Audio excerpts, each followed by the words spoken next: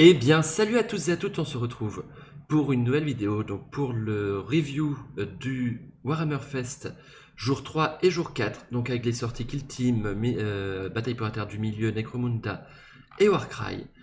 On va commencer tout de suite par Kill Team. Hop. Alors, donc Kill Team. Donc Kill Team, vous connaissez, hein, des petites équipes qui s'affrontent. Et là, ils nous sortent une boîte Traitoris Astra Militarum contre Space Marines. Alors, Space Marines, on y reviendra plus tard. Bon, voilà, c'est aux F tier. Pour moi, c'est clairement du aux F tier. Par contre, la, les Militarum Traitoris, je les trouve exceptionnels. Déjà, au niveau... S'ils prennent cette direction-là pour la refonte de l'Astra Militarum, parce que, mine de rien, quand même, c'est des figurines qui commencent à dater, hein, les Cadiens, c'est exceptionnel, c'est très très beau, c'est une super sculpture. Euh, on a bien le côté Astra Militarum traître. Euh, non, c'est vraiment super. Donc là, on a les QG en gros, les chefs de la rébellion, mutants. Hein. Donc ça doit être un Ogryn mutant, je suppose. Euh, Bon, je suis pas fan du point énergétique dessus. J'ai toujours trouvé que les points énergétiques sur les troupes humaines de base, non modifiées, ça fait too much en fait. On retrouve encore une fois l'armée cthulhienne, mais vraiment, moi je vais me faire un truc culte du chaos cthulhien, c'est obligatoire. La pince de crabe là, enfin c'est très cthulhien encore dans l'esprit. L'espèce, alors, je ne sais pas si c'est un flingue ou une IP, mais j'aime bien. Ça a l'air d'être une sorte d'épée énergétique quand même, de masse épée énergétique. Donc encore une fois, on a de la garde. Ça fait un petit peu penser à du Krieg. Euh, Ça, ouais. Alors celui-là, je trouve qu'il fait plus gang que Astra Militarum. Pareil pour celui-là. Alors celui-là, dans son équipement, c'est ok, on va dire. Encore que le côté côte de maille, je suis pas forcément fan. Ce qui me gêne, c'est plus les armes. Les petits couteaux, la masse... ouais. Si c'est de la garde impériale rebelle, ils devraient avoir leur équipement de garde impériale. Euh, Ceux-là sont très très classe. Pareil, encore une fois, enfin la sculpture des visages, mais ah c'est non non c'est très très beau. Le modèle avec le fusil plasma, j'aime beaucoup celui-là qui me fait penser dans l'esprit à de l'Adeptus Arbites. Je ne sais pas si c'est volontaire ou pas, mais très sympa. Celui-là aussi très très bien. Très très bien, qui est en train de dégoupiller sa grenade avec les dents. Spoiler, ne faites pas ça, ça ne marche pas. De toute façon, ne jouez pas avec des grenades, ça ne se fait pas. Et donc on revient sur les bases. Euh... Traitor Enforcer et Traitor Green, c'est ça. Ça, c'est une expansion de Blackstone Fortress, alors que le reste sont complètement nouveaux. Et effectivement, ils vont parfaitement avec les traîtres, les gardes traîtres de Blackstone Fortress. Euh, donc ouais, non, non, ils sont très très bien. Et donc il y a en face une Phobos Strike Force. Euh, et là, pour moi, c'est du aux F tier. Pourquoi c'est du aux F tier? Non pas que les figurines sont pas bien, hein, les figurines sont sympas, on voit plus ou moins le rôle. Là, on a les coms, là, on a... a priori, c'est quasiment un... Comment ça s'appelle? Un apothicaire, enfin, ouais, soin, soutien. Bon, là, on a du classique. Armes lourdes. Lieutenant. Enfin, sergent, lieutenant. Non, c'est lui le lieutenant, alors attends. Eux, c'est quoi? Oh, c'est juste qu'ils sont découverts. Mais voilà, donc non, les figurines sont super, elles sont super bien, super sympas.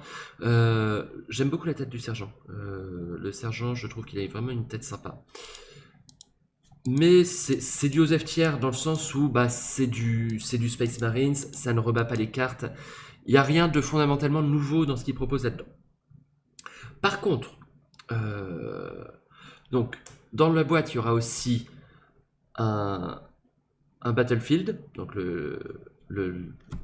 la base, le terrain. Un landing pad, donc le landing pad c'est ça, je suppose. Un Hab Bunker, je suppose que c'est ça. Vox Antenna and Ospex. Attendez. Qu'est-ce qui est quoi? En tout cas, en termes de terrain, c'est vachement sympa ce qu'ils proposent dans la boîte. Il y a quand même pas mal à faire.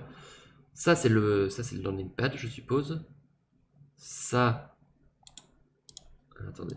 STC.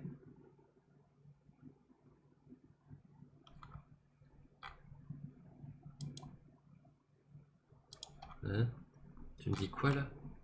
Zone de bataille, Hab Bunker et palissade. Ah d'accord, non, c'est que ça le Hab Bunker. Alors dans ce cas, le landing pad, c'est quoi? Je regarde. Plateforme d'atterrissage, mais... Ah d'accord, et la Vox Antenna, d'accord, elle est là, et l'Ospex Shrine, il est là. Et en fait, ils ont mis le Vox Antenna sur le landing pad. Ok, d'accord. Mais bon, globalement, en termes de contenu, si on est sur les mêmes prix que les Kill Team précédentes, en plus, on devrait avoir le bouquin, je pense. J'ai pas vu. Space Marines, Additional Sprue. Ouais, ok. Saboteur The Voxbreaker. The Core Book. Web 8 and the Core Book. Donc non, le Core Book n'est pas dedans. Le Core Book n'est pas dedans. Ça, c'est dommage. Ça, c'est assez dommage. Donc voilà. Mais on a quand même un contenu qui est raisonnable tant en termes de décor que de figurines. Non, c'est à voir combien ils vont le vendre. A priori, au même prix que les autres Kill Team. Mais pourquoi pas. Ensuite, on a, bon alors pour moi ça c'est du Osef Tier parce que le Seigneur des Anneaux, même si clairement il y a un step up au niveau de la sculpture dessus, j'adore le Seigneur des Anneaux, mais j'ai jamais pris sur leur jeu. J'ai toujours trouvé les figurines au mieux Osef, au pire moche. Celles-là sont pas mal quand même. Les Burnings, ça reste joli. Mais pour moi, encore une fois, c'est clairement du Osef Tier. Ensuite, on a Necromunda avec la première escouade, Squat. Et la déception. Et là, pour moi, déception. Parce que autant cette illustration, je la trouve classe, où on n'a pas une tête énorme. Là, mais ils ont fait quoi au niveau des crânes? Pardon. C'était pas la peine de faire... Enfin, j'ai l'impression de voir Fléau dans X-Men. Le Fléau moche. Et pareil, je trouve qu'au niveau de la peinture, ils se sont pas foulés. Pardon, mais j'ai l'impression que ça a été fait en 5 minutes, le casque, ici. Non, j'ai un peu de mal à comprendre. Et puis, bon, foutez-moi des moustaches sur ces barbes. Hein, s'il vous plaît. On a bien l'aspect mineur, par contre, mais j'aurais bien aimé que ça fasse un demi-millimètre de moins sur les côtés. Là, ça, c'est classe. Ça, j'aime bien. Là, on a du squat. Mais par contre, ça et ça, c'est pas la même chose. Je suis désolé. Donc, déception pour moi. Déception sur celui-là. Je comprends pas la direction qu'ils ont prise. Surtout que bah, c'était bien la première figurine qu'ils avaient présentée. La fausse, le faux prank. Donc, ouais, non, je comprends pas leur choix. Donc voilà pour Necromunda. Et Warcry. Alors, Warcry, il y a du gros. Donc il y a... Comment il s'appelle Ashut, les cornes d'Ashut. Donc, cornes d'Ashut, potentiellement nain du chaos derrière. Hein. On sait que Ashut, c'est le dieu des nains du chaos. Je trouve les figurines assez classe.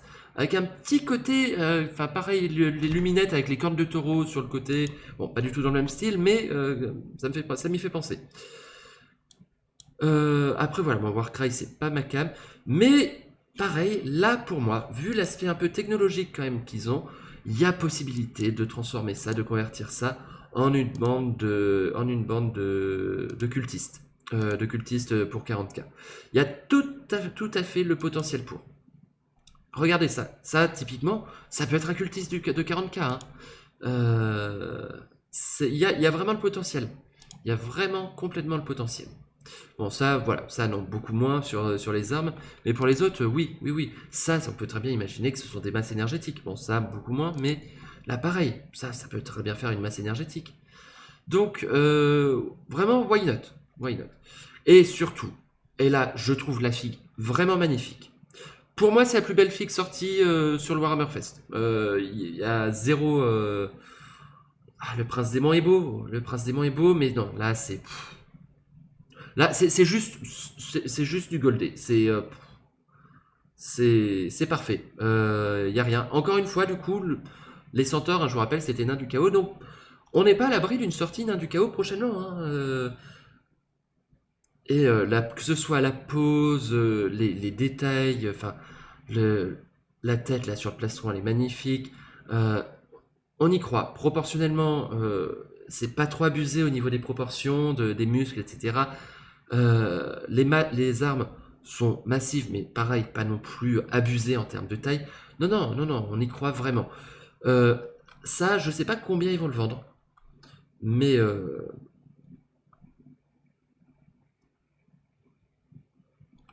vraiment, non, c'est du très très beau. C'est du très très beau. Je pense un kit comme ça, entre 80 et 120, je dirais, à voir combien d'options de personnalisation. S'il y a beaucoup d'options, ça peut monter jusqu'à 150. Mais non, non, c'est vraiment très très beau. Donc voilà pour le jour 3. Et maintenant, on passe au jour 4, les Résidorus. Avec la sortie donc, de la grosse boîte sur laquelle il y avait eu un leak. Je pense que tout le monde avait vu le leak. Donc, on va être ici en gamme de prix sur du 200 livres, donc ça ferait du 230-240 euros si je compte bien. Avec 40 quand même légionnaires en armure Mark 6, en armure énergétique Mark 6. Ah, excusez-moi. Donc, oui, je vous disais, donc 40 légionnaires Mark 6 des Résidorus. Bon, assez classique, hein, c'est plus ou moins les mêmes que ceux qui étaient déjà sortis chez Forge World, si je dis pas de bêtises. Mais cette fois-ci, kit plastique et entièrement customisable pour fitter à la légion de votre choix.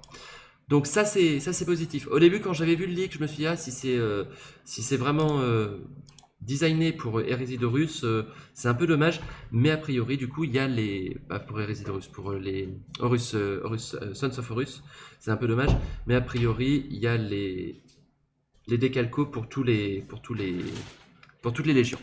Je vais arriver à retrouver mes mots. Donc 40, voilà, 40 comme ça. On a surtout deux Praetors, avec énormément de détails, lâche énergétique du plus bel effet. Alors, au début, quand j'ai vu la figurine, là, j'ai été un peu surpris. Parce que j'ai mal interprété l'image et en fait, vous voyez la cape, j'avais l'impression que c'était le prolongement du flingue et je comprenais pas en fait s'ils avaient voulu faire. Et non, non, c'est bien le tabard qui passe en dessous. Donc les deux figurines très belles, il n'y a pas de souci. Mais rien à dire de particulier là-dessus. C'est ce à quoi on pouvait s'entendre. Le Dreadnought Contemptor plastique, encore une fois, avec beaucoup de personnalisation d'armement,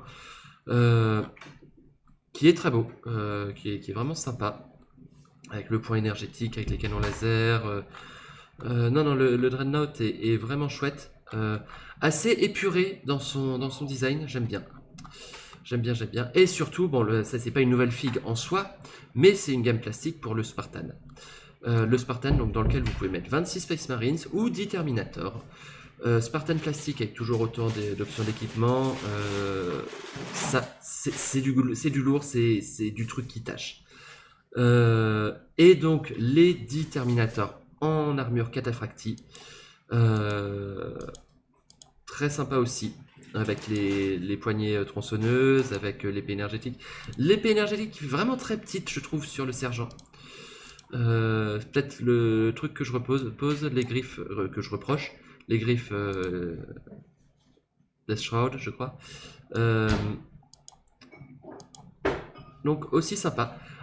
Et donc avec les templates, les bâtons de mesure, les gabarits, puisque on est sur le système gabarit pour les explosions. Les dés, le livre de règles et bien entendu beaucoup de décalcos. Donc il y a du potentiel, il y a du nombre. Franchement, on est sur, je disais à peu près normalement 220, je crois. Attendez, ils mettent le prix, il faut que je le regarde. Voilà, 200 livres 200 livres sterling la boîte, donc ça fait du 230, si je dis pas de bêtises, en euros. Donc oui, certes, c'est un budget. Dedans, vous avez quand même 2 véhicules lourds, 40 Space Marine, 10 Terminator, 2 QG. C'est pas non plus abusé vu le contenu. Hein, on n'est pas sur la bulle plus totale. Parce que si vous prenez individuellement chacune des troupes, on pourrait s'amuser à faire ça d'ailleurs. J'avais fait rapidement hier soir quand j'avais vu ça. Je crois qu'on est sur du pas loin de 400 balles si on prend individuellement. Donc pour 220-230, on est quand même sur un prix qui est raisonnable. Ça reste du Games Workshop, hein. Games Workshop ne fait pas du bon marché, mais bon, soit on accepte, soit on n'accepte pas. On a ensuite les livres d'armée, le Libere Reticus, avec plusieurs boîtes qui sortent. Là, quand même, il y a quand même pas mal de sorties. Hein. Donc, on peut acheter les armes. C'est une refonte, voilà, c'est une refonte de ce qui se faisait déjà. Donc, on a la MK6, on a la MK4 ici. On a la MK3. MK3 que j'aime beaucoup. Hein. Là, je sais pas pourquoi, mais j'aime vraiment beaucoup la MK3. Dans le design un peu chevalier. On a aussi ça, des Thousand Sons et des Space Wolves. Et je me dis, Thousand Sons, Space Wolves, est-ce qu'il sortirait pas une boîte, le sac de Prospero? Je dis ça, je dis rien. C'est purement une hypothèse de ma part, mais voilà, quand on connaît le passif de ces 2 légions, on se dit le sac de une boîte sac de Prospero pourrait sortir prochainement. J'aime beaucoup les 2 en fait. J'aime beaucoup les 2 sont très très chouettes. Donc voilà pour les armées books et les boîtes des squads tactiques. Il y a aussi, bon ça c'est une petite sortie, ça casse pas 3 pattes à un canard. En gros c'est des kits d'upgrade pour l'armement, donc les armes spéciales où vous avez le plasma, où vous avez le lance-flamme, vous avez le fuseur, etc. Donc plasma, Melta, Volkit, Caliver et chargeur, Flamers, canon rotor. Voilà, donc, après vous avez aussi les armes lourdes avec les bolters lourds et les lance-missiles. Okay, on les voit. C'est des kits d'upgrade. Et ensuite vous avez aussi les plasma canons, les flammeurs et les multi-melta, les multifuseurs. Donc là aussi on est... Je vais pas commenter, il n'y a pas grand chose à commenter là, c'est des kits d'upgrade. Avec là ici vous avez le las canon, l'autocanon et le volkit covering. Rien de très particulier.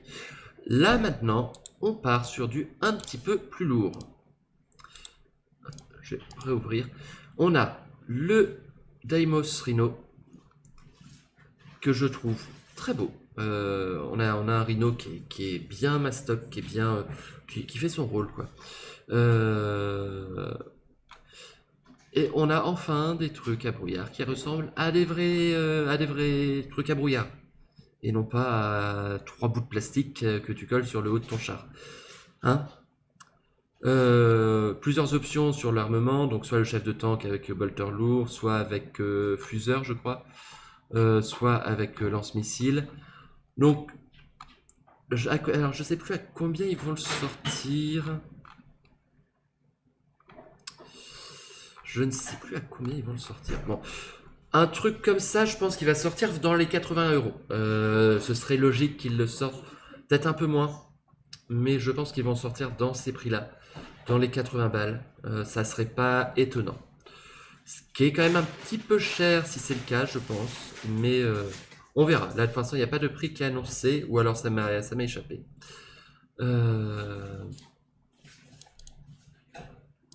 Et vous avez enfin, alors là pour moi c'est mon coup de cœur de cette sortie du 4e jour, le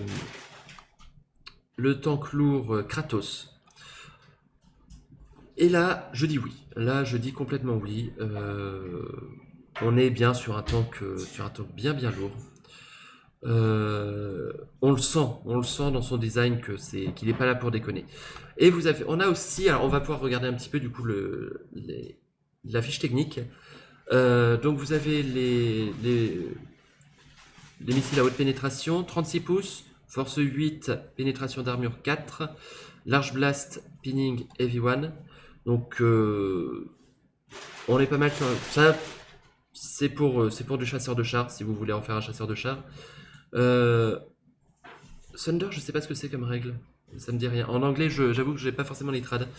Le deuxième, force 8, pénétration d'armure 2, lourd 2, Thunder. Je pense que là, on est plus sur de l'anti-personnel. Oui, AP Shell, anti-personnel Shell, c'est ça. On est sur de l'anti-personnel. Très clairement. Flashburn Shells. Armor Bane.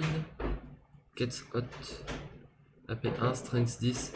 Et donc là, on est. Alors, donc ouais, là, on est sur de l'anti-personnel, mais quand même armuré. Là, on est sur de l'anti-personnel léger. Par exemple, une bande de cultistes, vous mettez ça là-dessus. Ensuite, on a le Melta Blast, 36 de portée, 8 de force, 1 d'AP, Heavy 4, Armor Bane. Alors, je connais pas les règles de Horus Heresy, donc c'est vrai que potentiellement, il y a des choses qui changent. Par exemple, Armor Bane, ça me dit absolument rien hein, comme règle. Heavy, du coup, ça doit être le nombre de dégâts en fait que ça fait. Je sais pas. Level Kit 45, donc très grande portée, force 7, AP 5. Là aussi, c'est fait pour percer. Hein. Ça, c'est du perce armure. J'adore l'option un peu railgun, ce qui me fait beaucoup penser au Auto. Je trouve que là, comme ça, il a une. On ne montrerait pas le dessous. On a une gueule de Piranato ou d'Antigrafto.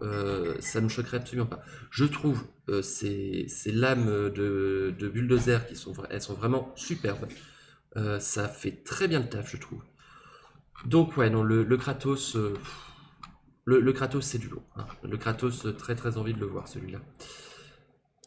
Et enfin, des sorties pour la Black Library, donc si vous êtes fan des livres, une anthologie de l'hérésie d'Horus, Ctonia Reckoning, Rogaldorn, Emperor's Fist forcément.